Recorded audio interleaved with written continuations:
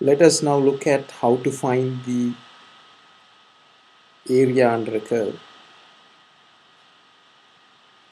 So here is a curve fx, and we want to find the area under the curve fx between x values a and b. So we want to find the area that is colored in red, and this area can be computed by performing a definite integral going from a to b,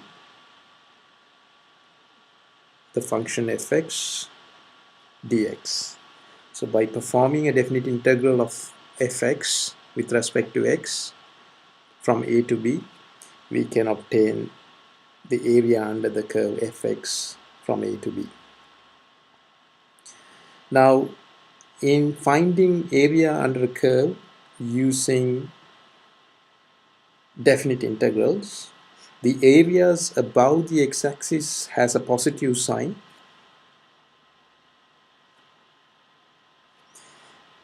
and areas below the x-axis has a negative sign.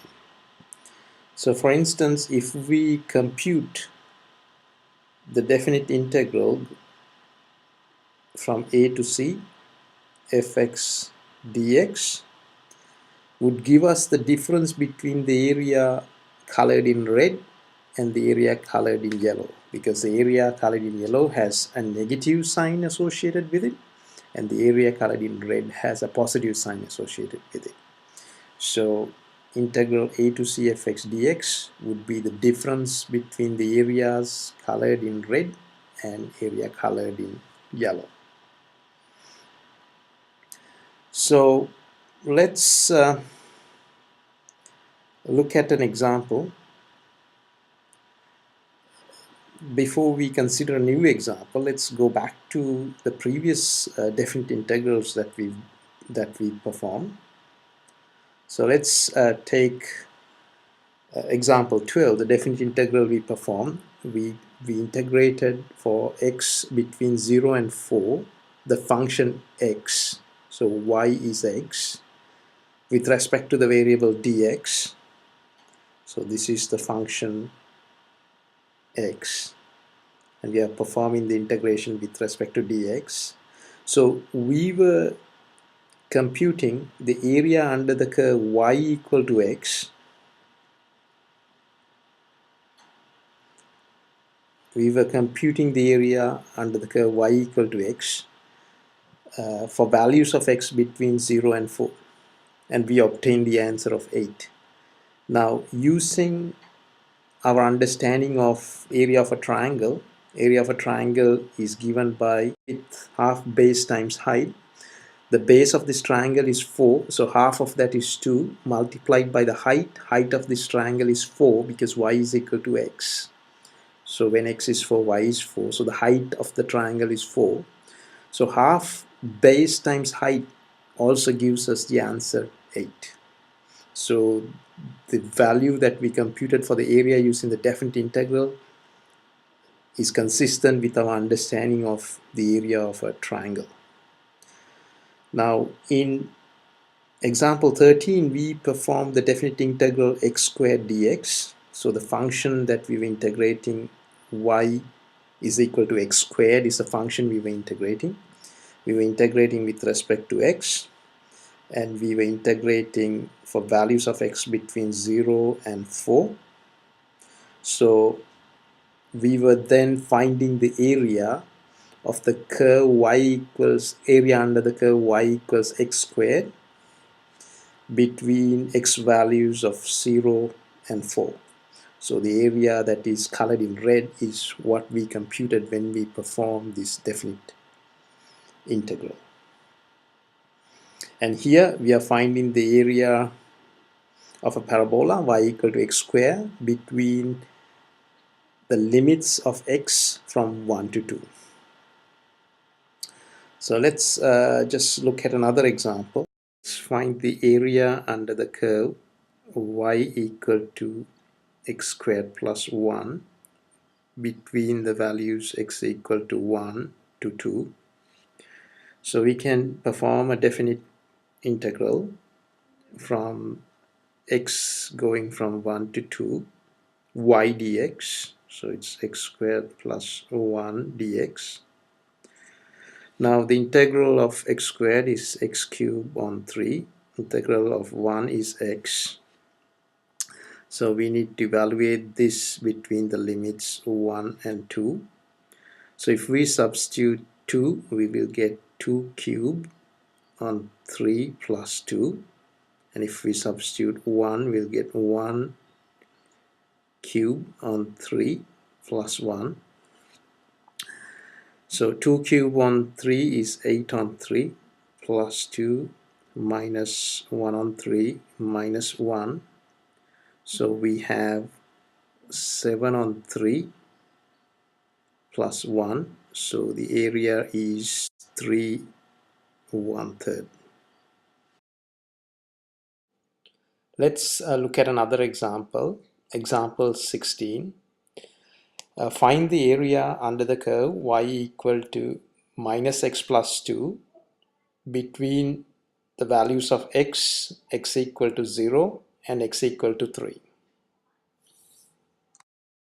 To find the required area, we can perform a definite integral going from 0 to 3, y dx. Y is minus x plus 2 dx. So if we integrate minus x, we'll get minus x squared on 2, and if we integrate 2, we'll get 2x, and we are integrating this between the values of x between 0 and 3. And if we substitute 3 in place of x, we'll have minus 9 on 2 plus 6. And if we substitute 0 in place of x, we have 0. So if we simplify this expression, we will obtain 3 on 2.